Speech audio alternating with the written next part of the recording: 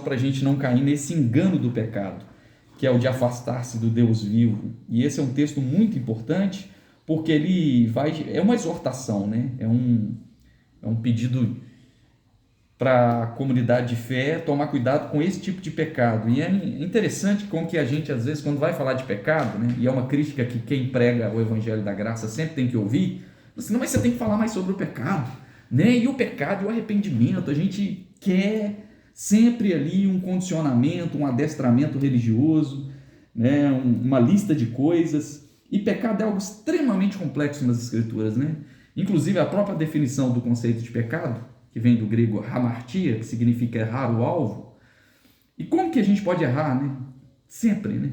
Se a gente, inclusive, entendesse o pecado como um erro, a nossa noção de pecado seria muito mais ampla do que a nossa noção de pecado religioso, do ponto de vista religioso. Inclusive, a gente chega até a ousadia de chamar 7 pecados capitais. A gente gosta de uma lista de pode ou não pode. Então, a gente vai procurando pecado enquanto algo que não pode fazer, né? E aí, o interessante é que, se a gente entende o pecado como errar o alvo, isso pode ser muito relativo, né? A gente vai ter na Bíblia pecado objetivo, aquilo que é explícito e que faz mal. A gente tem, por exemplo, a lei do Antigo Testamento, né?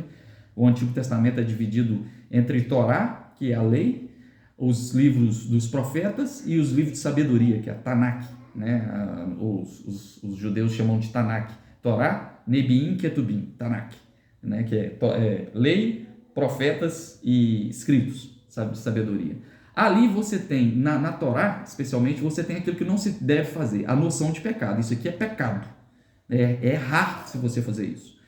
E nos profetas você tem aquilo que você deve fazer, né? Que é o convite à justiça e à misericórdia. A gente tem sempre, por causa do nosso imaginário religioso, a gente tem sempre a tentação de enxergar o pecado como, enxergar a espiritualidade como um código de comportamento para evitar pecado.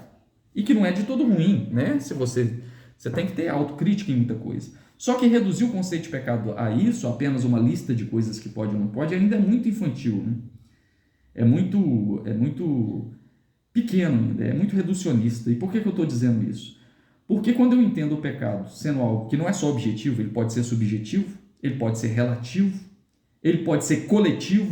Nós cometemos pecados coletivos, né? O profeta Isaías vai dizer que ai de mim, que sou um homem de impuros lábios e vivo numa cultura imunda.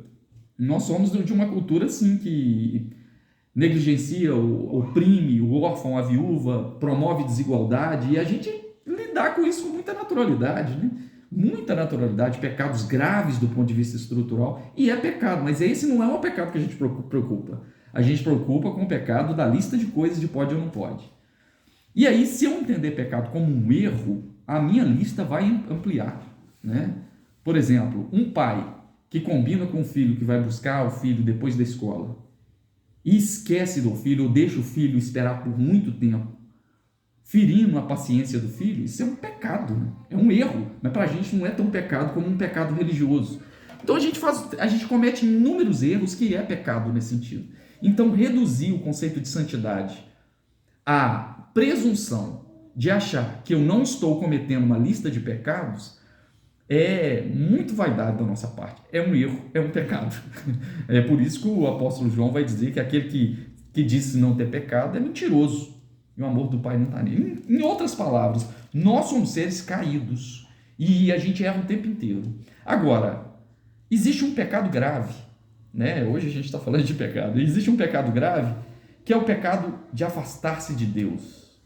Porque enquanto seres caídos, limitados e que precisa da graça de Deus para errar menos, e eu não estou falando aqui para ser santo, porque a gente não consegue ser santo, a gente consegue ser santificado na comunhão com Deus, aqui nesse corpo dessa morte, como disse o apóstolo Paulo, a gente não vai conseguir ser santo. É uma presunção.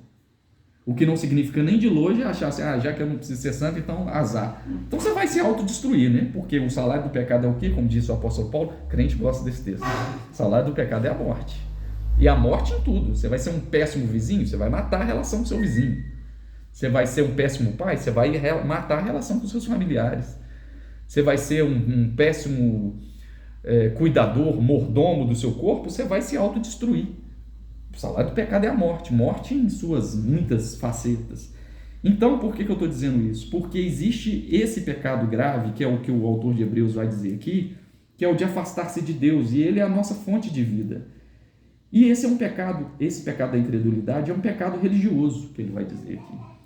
E esse texto do capítulo 3, se você conhece ou não conhece a carta aos Hebreus, esse é um texto destinado a crentes dispersos. Blau, Polira, fazendo favor.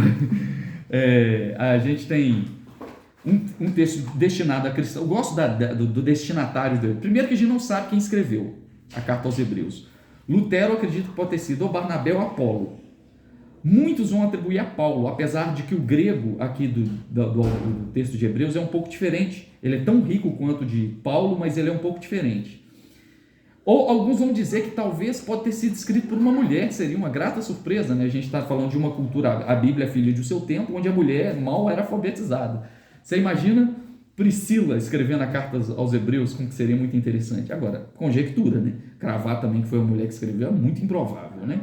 Mas a gente está falando de um texto que, além do mistério da autoria, você não tem um destino a uma igreja, é falar aos hebreus, a palavra hebreu é peregrino, aos cristãos dispersos, né? Eram cristãos, alguns falam que talvez estariam ali na Itália, cristãos dispersos, vivendo uma fé solitária, difícil, e sendo tentados a voltar para o ritualismo judaico. E aí o autor de Hebreus vai escrever todo um tratado falando, olha só, Jesus é a máxima expressão da glória de Deus.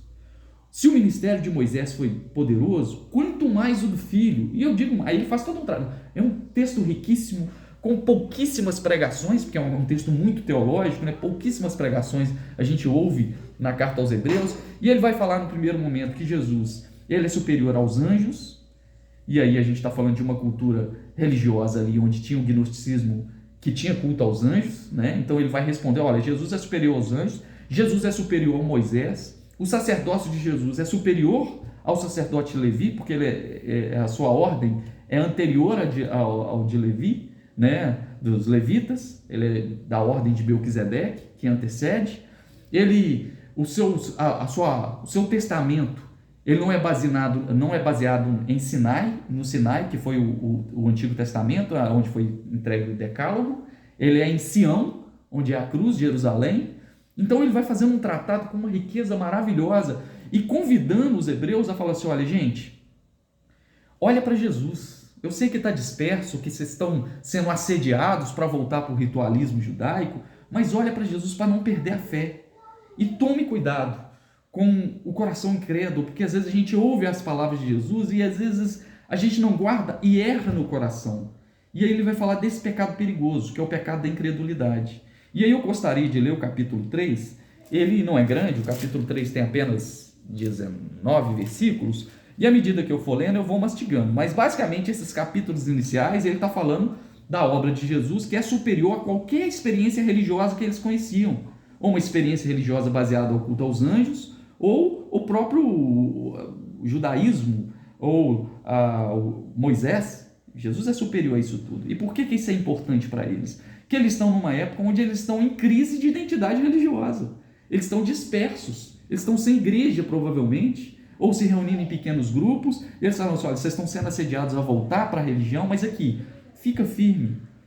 E ouve e não erra no coração, porque vocês sabem quem é Jesus. Ele é superior aos anjos. Vocês viram as suas obras. Vocês têm testemunhos de vivência com ele. Então, cuidado para não errar no coração. E o que significa isso? Por isso que é importante a gente mastigar e trazer para nós um cuidado especial para não cair nesse pecado de errar no coração ou de afastar-se de Deus. Porque às vezes eu gosto de um texto do profeta Samuel, que ele fala assim, que Deus perdoa todos os nossos pecados desde que a gente esteja com ele. O profeta Samuel fala isso lá no seu primeiro livro, e ele fala assim, olha, o grande pecado do ser humano é parar de ter comunhão com ele, porque a gente fica sempre focando naquilo que não pode, fazendo uma lista de pecados que é hipocrisia, e às vezes não tem a comunhão com ele. E aí o autor de Hebreus vai convidar muito os cristãos dispersos aqui a olharem para Jesus. Olha só o que o capítulo 3 vai dizer. No capítulo 2, ele vai falar da suprema obra de Jesus. Ele fala que a obra de Jesus é tão superior a Moisés que ela tem pelo menos 3 grandes benefícios. Olha, e isso está no finalzinho do capítulo 2. Ele vai falar que a obra de Jesus destruiu o diabo e o seu poder sobre a morte. Foi a primeira coisa. A segunda coisa, que a obra de Jesus tira de nós o pavor da morte. Isso é bem exclusivo do Evangelho, né? Essas vitórias. Por isso, uma espiritualidade cristã que fica entronizando Satanás demais está seca da palavra de Deus, porque ele destruiu o diabo e o medo da morte, o pavor sobre a morte, e venceu o nosso pecado, porque nós temos um sumo sacerdote que sabe o que é padecer, que conhece as nossas tentações, e em tudo foi tentado, mas sem pecado, e nós podemos chegar até o trono da graça com intrepidez, porque nós vamos alcançar graça em tempo oportuno. 3 coisas que, assim, é um calcanhar de Aquiles para qualquer experiência religiosa: diabo, morte e pecado. Ele está falando, está vendo como é que Jesus é maior do que Moisés? Porque ele traz, esses são os benefícios da cruz de Jesus. E aí ele vai falar do capítulo 3, fala, olha, vocês estão sendo assediados a deixar isso, a deixar esse evangelho simples e a voltar para o ritualismo, porque a galera está pressionando. Mas olha só, vamos ler o texto. Diz assim, ó, por isso, santos irmãos, que participais da vocação celestial, vocês que são de Deus, estão aí dispersos, em crise de identidade religiosa, né? Considerai atentamente o apóstolo enviado, né? E sumo sacerdote da nossa confissão, Jesus. Gostei dessa expressão. Considerai o nosso sumo sacerdote, Jesus. Olha para Jesus. A primeira coisa que ele vai dizer, claro para nós, que só há saúde espiritual, especialmente em tempos de crise religiosa. A gente está vivendo, está falando por destinatários de gente que estava em crise religiosa, sendo assediado para voltar para Moisés. Fala, considerai a Jesus, considerai a sua obra, considerai Cristo. Não olhe para o homem, não olhe para a religião, não olhe para Moisés, não olhe para ninguém. Considerai a Cristo, o nosso sumo sacerdote. E aí ele explica o porquê que tem que considerar. Ele é fiel, versículo 2, o qual é fiel àquele que o constituiu, como também era Moisés em toda a casa de Deus. E aqui ele está explicando para eles. Jesus, todavia, tem sido considerado digno de tanto maior glória do que Moisés, quanto maior honra do que a casa do que a casa tem aquele que a estabeleceu. Versículo 4. Pois toda casa é estabelecida por alguém, mas aquele que estabeleceu todas as coisas é Deus. Se Moisés era fiel em toda a casa de Deus, como servo para testemunho das coisas que haviam de ser anunciadas, Cristo, porém, se Moisés era assim, Cristo, porém, como filho, em sua casa, a qual somos nós, e guardamos firmes até o fim a ousadia e a exultação da esperança. Assim, pois, como diz o Espírito Santo, hoje, se ouvirdes a sua voz, não endureçais o vosso coração, como foi no dia da provocação, no dia da tentação do deserto, onde os vossos pais, que me tentaram, pondo-me à prova, e viram as minhas obras por 40 anos. Por isso, me indignei contra eles, contra essa geração, e disse, estes sempre erram no coração, eles também não conheceram meus caminhos. Assim jurei na minha ira, não entrarão no descanso. Mastigando aqui tudo isso que eu li até agora, ele fala, olha, hebreus, peregrinos, dispersos, considerai a Jesus. A sua obra é maior do que a de Moisés, muito maior. E a casa somos nós. E quando ouvires a voz do Senhor, você está ouvindo as palavras, não endureça o vosso coração. Às vezes vocês estão ouvindo, mas está faltando uma entrega do coração. E aqui ele compara com o povo de Israel no deserto, no dia das águas amargas, né, que Moisés feriu a rocha com uma paulada, né, você lembra muito bem disso? O povo tinha visto todos os sinais. O povo ouvia as palavras de Deus na boca de Moisés, mas ouvia, tinha religiosidade, mas não tinha coração. E aí ele fala, olha, cuidado para você não errar no coração. Eu sei que vocês estão dispersos, hebreus, vocês estão sendo assediados pelo judaísmo, mas ouve a palavra de Deus, e não só ouve, guarda ela no coração. Onde que está o seu coração? Isso é fundamental, porque às vezes a gente fica numa rotina religiosa, e essa é uma tentação, principalmente para quem está em alguma crise religiosa. Ele fala assim, eu não concordo com esse sistema religioso que está aí. Aí, sobre Jesus, eu já conheço, eu já li o Novo Testamento várias vezes, não é o suficiente. Às vezes a gente ouve, lê, relê, ouve pregação, mas ainda não sustenta a nossa espiritualidade, porque a gente erra no coração, o coração não está entregue. É por isso que Jesus vai denunciar o espírito do farisaísmo daquele dia, dizendo: olha, esse povo me honra com os lábios, mas o seu coração está diante de mim. É totalmente possível uma espiritualidade, uma engrenagem religiosa funcionando direitinho com o coração distante. Afinal, onde está o seu tesouro, está o seu coração. Se o nosso coração, se primeiro a gente não se atentar a Jesus, e se segundo o nosso coração não estiver nele, a gente não ouvir a palavra, e não é só ouvir, é guardar no coração, é aplicar. Se isso não estiver, a gente pode cair no engano da incredulidade que aconteceu com esse povo. Olha o que diz o versículo 12. Tende cuidado, irmãos. Esse é o pecado perigoso aqui, ó. Que jamais aconteça de haver em qualquer um de vós perverso coração de incredulidade que vos afaste do Deus vivo. Eu posso ouvir a palavra e posso estar afastado do Deus vivo. O coração pode estar longe, eu posso estar errando no coração. Então considera Jesus, olha só para ele. Segundo, ouve a palavra, mas ouve com o coração. É interessante como que o Shema de Israel e depois Jesus no Novo Testamento vai dar ênfase como o coração como uma fonte de todo o amor. Amar a Deus sobre todas as coisas, com toda a sua força, alma e entendimento. Alma, coração. Coração, no Antigo Testamento, acreditava que a fonte das emoções era o rins, né? Deus sonda rins, né? Era a linguagem que tinha anatômica daquela cultura.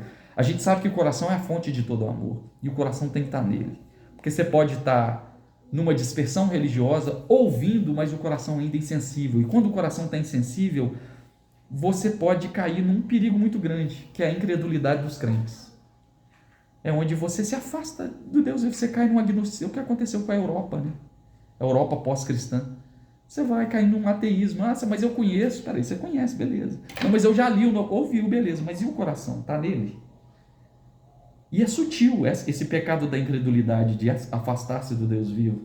E principalmente é sutil e perigoso numa época de crise religiosa, que é o que os hebreus estão passando e é o que a gente está passando. Como, por exemplo, você vê o cenário religioso com tanta coisa horrorosa aí. Nós tivemos pelo menos 2 escândalos abjetos no meio cristão contemporâneo evangélico brasileiro, onde 2 pastores de renome falaram 2 abobrinhas e você fala assim: não dá. A tendência é largar para lá, eu não sirvo mais, não cabo nesse ambiente mais. A tendência sua é largar para lá.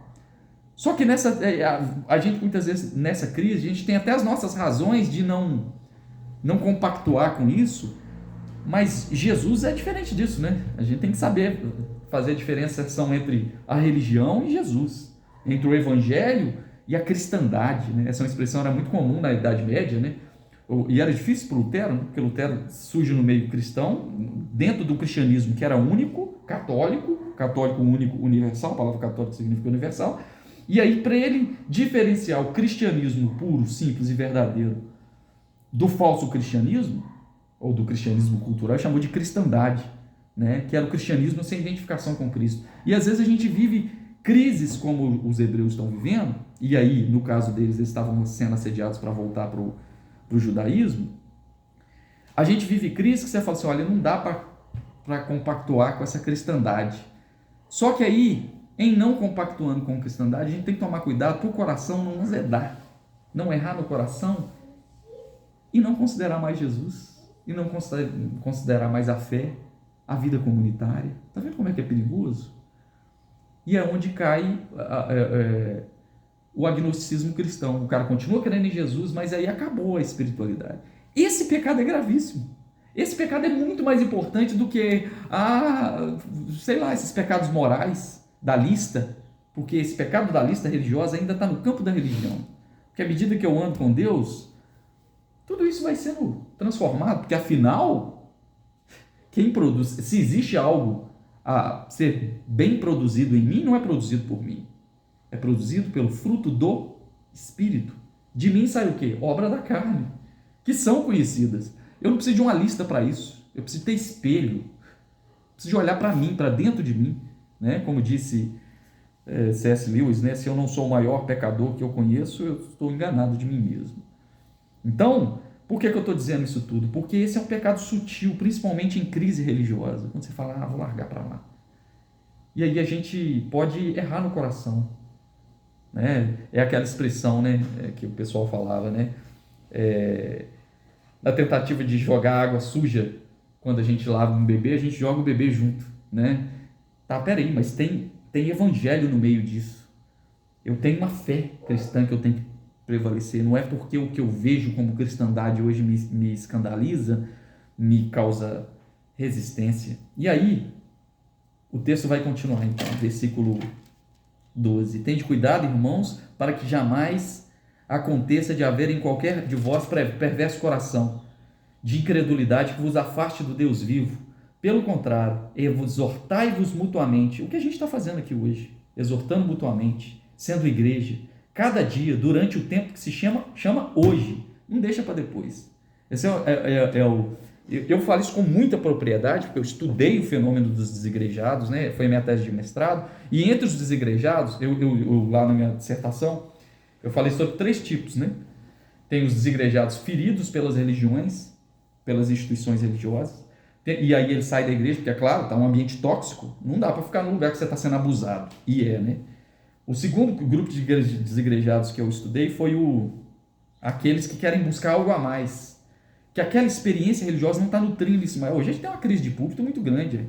Você vai na pregação, você não evolui, você não amadurece, porque você está naquele eterno leite espiritual. Isso quando não é palha, né? Aquele eterno leite espiritual. Essa é a segunda classe. Essa classe é grande também. E a terceira classe é dos desigrejados, que não quer saber mais. O cara que criou tanta antipatia, esse corre o risco do pecado da incredulidade. Esse corre o risco de afastar-se do Deus vivo. E é um absurdo, porque esse que viveu isso, ele sabe quem é Jesus. Ele sabe o que Jesus fez na vida dele, como transformou. Não tem como ele virar agora, quer saber mais de Deus, nem de fé, nem de nada, não. Quero viver a minha vida. Isso é incredulidade. Isso é afastar-se do Deus vivo. Quando você diz assim, não, eu tenho minha fé em Deus, não quero saber de mais nada do Evangelho, porque isso tudo que está aí está errado. Aí você fica meio amargo. Aí nesse exercício você está meio que falando assim, eu até creio no Senhor, mas eu quero viver a minha vida. Uma vida independente do Senhor. E essa vida independente é interesseira. Porque na primeira dificuldade, aí volta para Deus, porque afinal eu creio nele. Esquisito isso, né? Então, o autor de Hebreus está dizendo assim, olha, não deixe essa incredulidade tomar o vosso coração. Exortai-vos mutuamente no dia que chama hoje, olha, dá para ser cristão ainda, no meio da crise. O autor de Hebreus está dizendo, aqui aos hebreus forasteiros aqui, eu sei que está difícil seguir a Jesus, considera ele, olha para ele só. Eu sei que está difícil, vocês estão sendo assediados, voltar para o ritualismo judaico, você não aguenta isso mais. A gente é assim, né?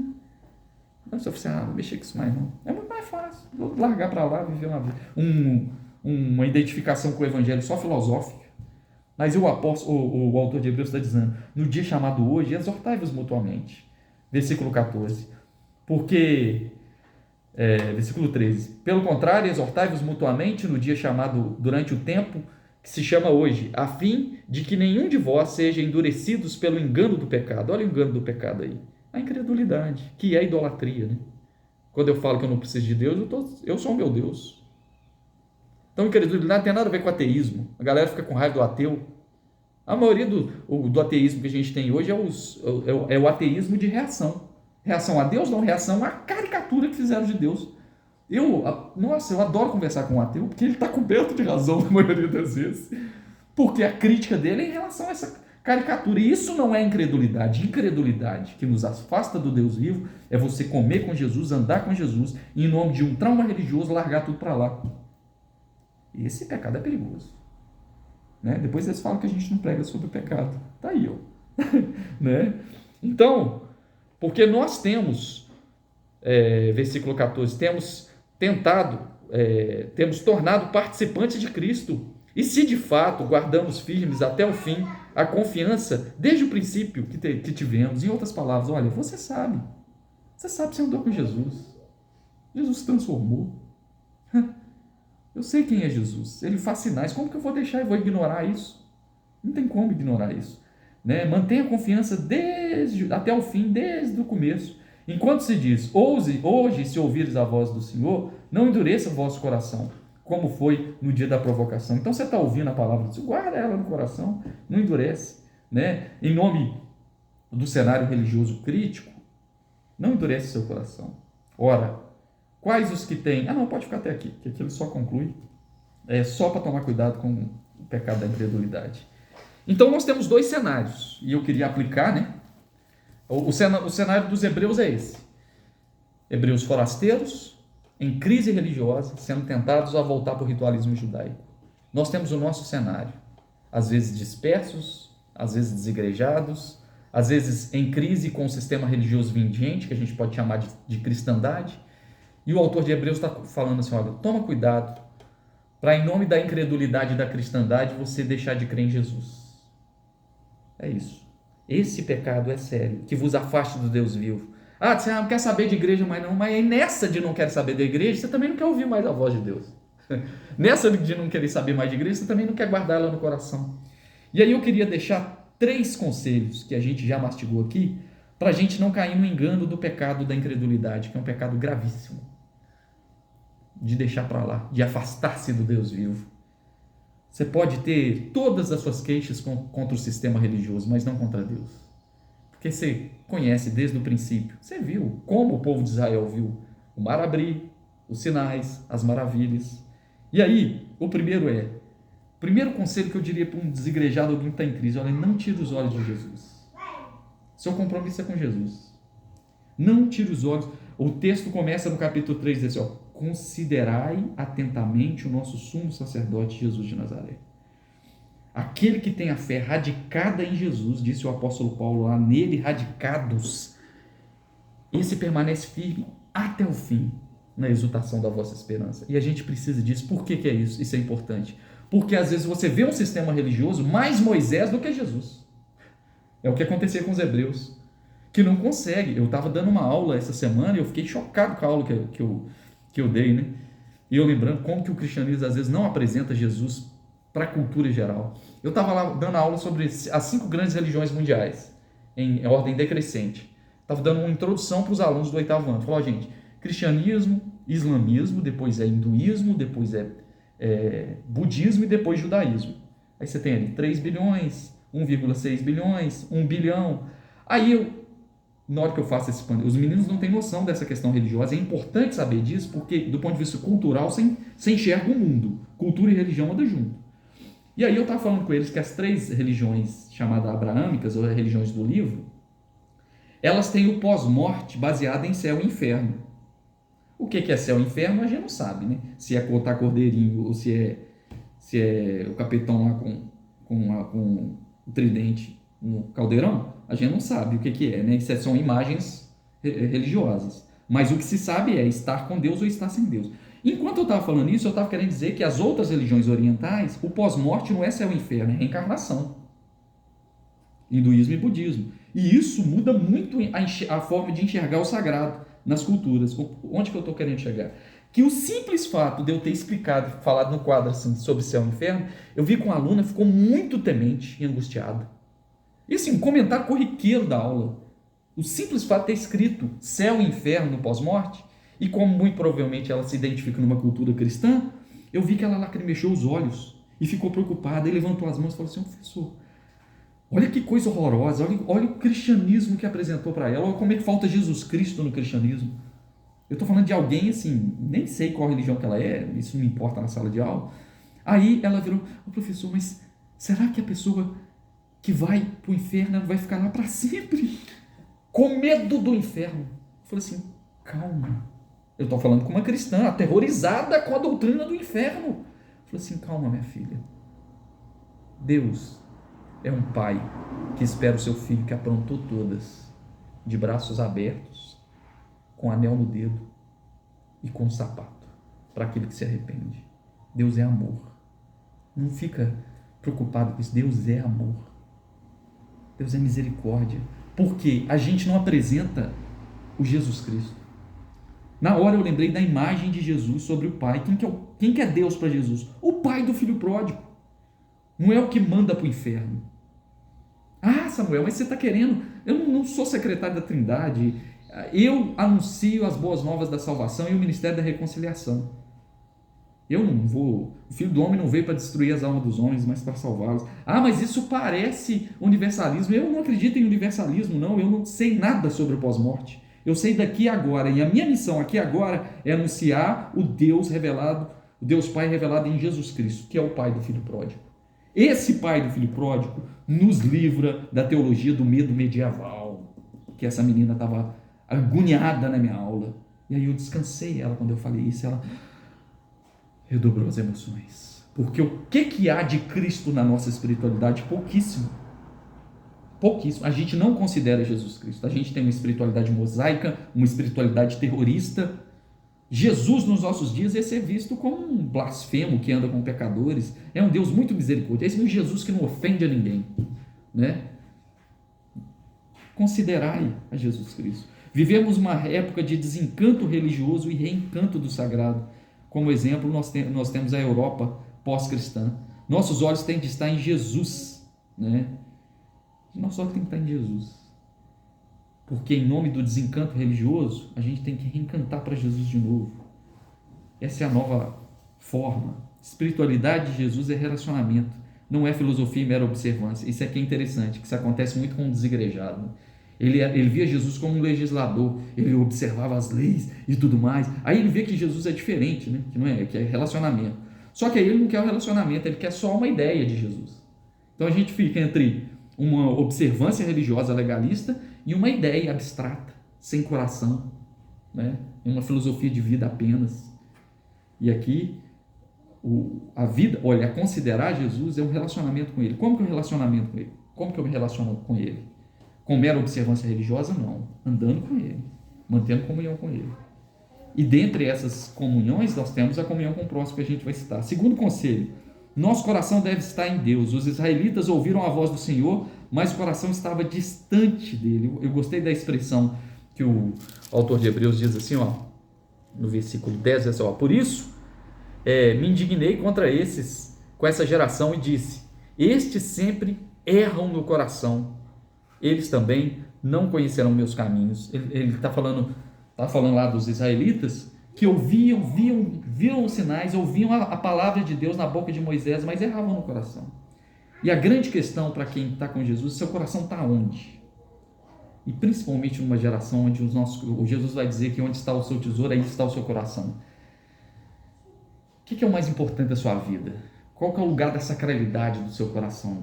Qual que é o lugar da espiritualidade na sacralidade do seu coração? Se isso estiver vivo no seu coração, você pode estar vivendo um cenário de dispersão, como o dos hebreus, mas você vai perseverar firme até o fim.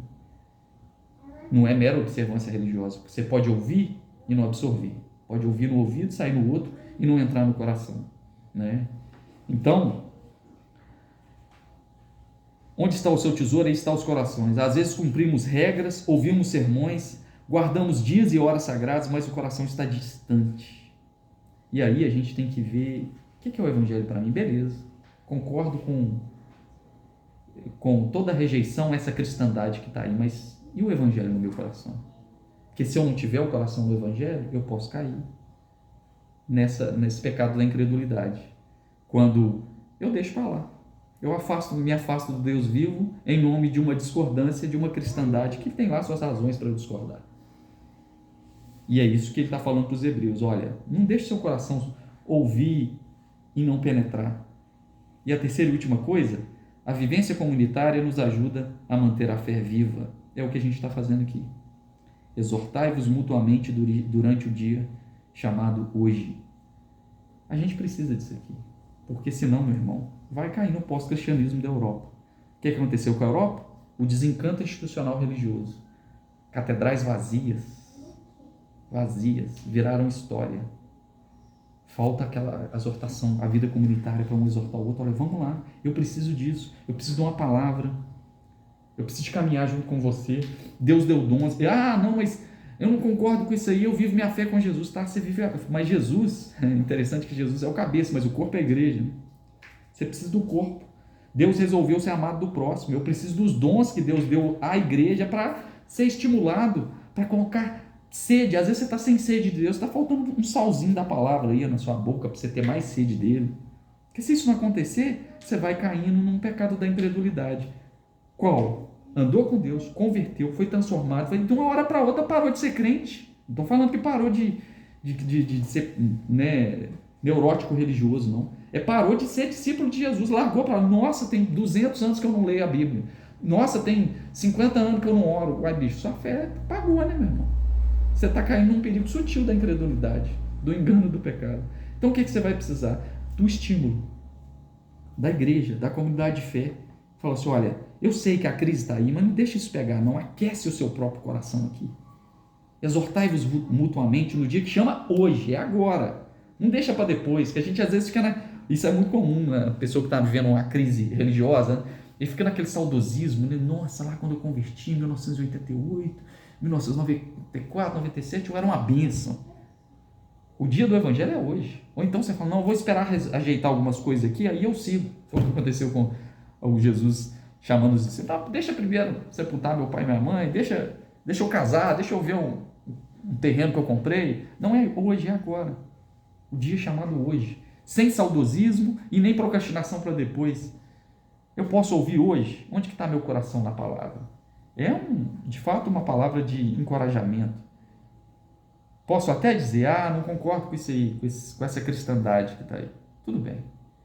Mas não dá para viver sozinho. A fé é até pessoal. Agora, o discipulado é coletivo. Senão Deus não tinha dado dons à igreja, aos irmãos, para te confrontar, para te encorajar, para te fazer andar nele.